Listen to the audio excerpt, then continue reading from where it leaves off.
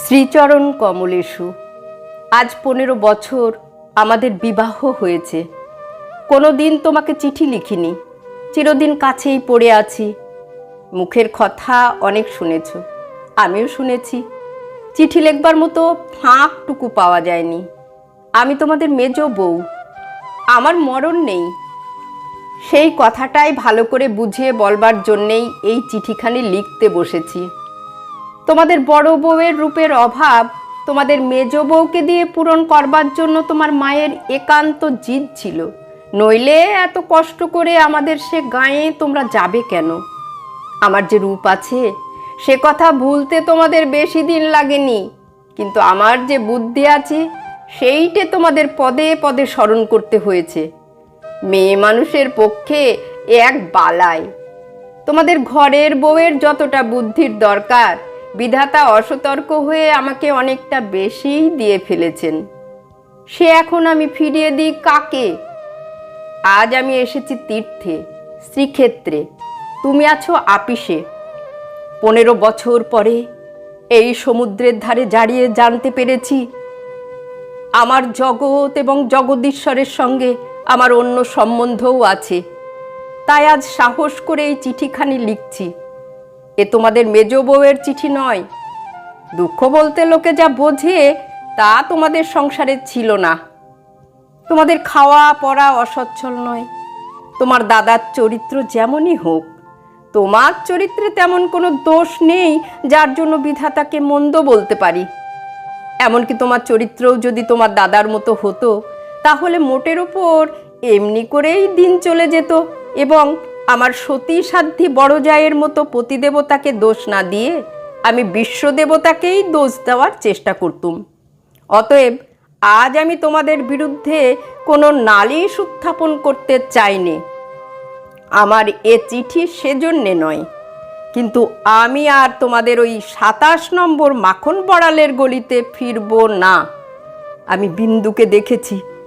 সংসারের মাঝখানে মেয়ে মানুষের পরিচয়টা যে কি তা আমি পেয়েছি, আর আমার দরকার নেই।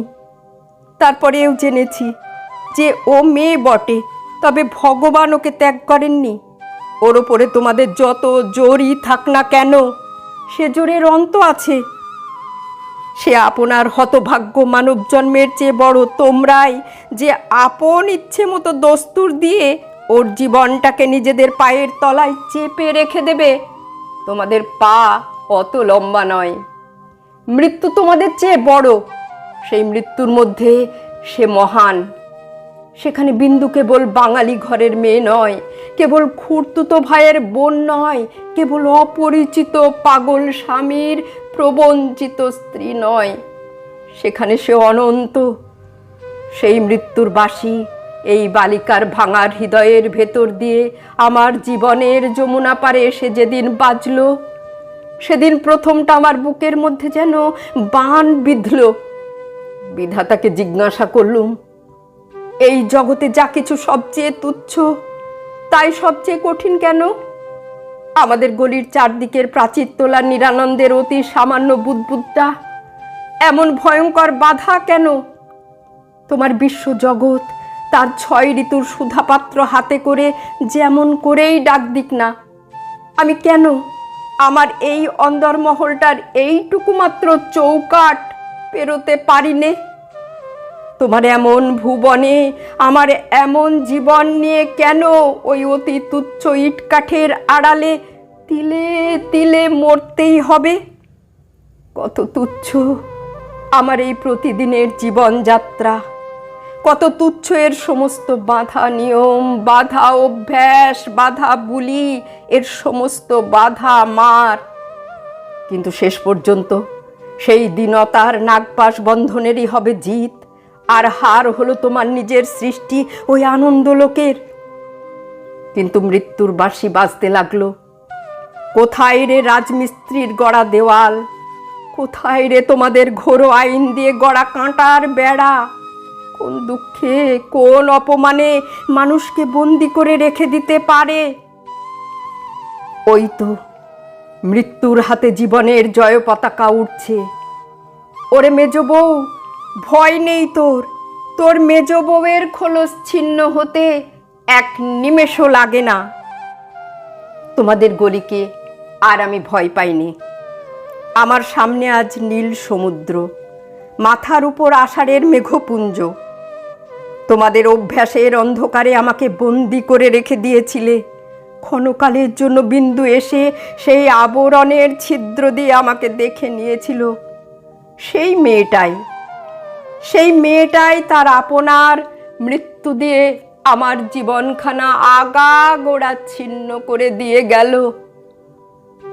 আজ বাইরে এসে দেখি আমার গৌরব রাখবার আর জায়গা নেই। আমার এই অনাদৃত রূপ যার চোখে ভালো লেগেছে, সেই সুন্দর সমস্ত আকাশ দিয়ে আমাকে চেয়ে দেখছেন। এইবার মরেছে মেজ বউ। তুমি ভাবছো আমি মরতে যাচ্ছি? ভয় নেই, অমন পুরনো ঠাট্টা আমি তোমাদের সঙ্গে করব না।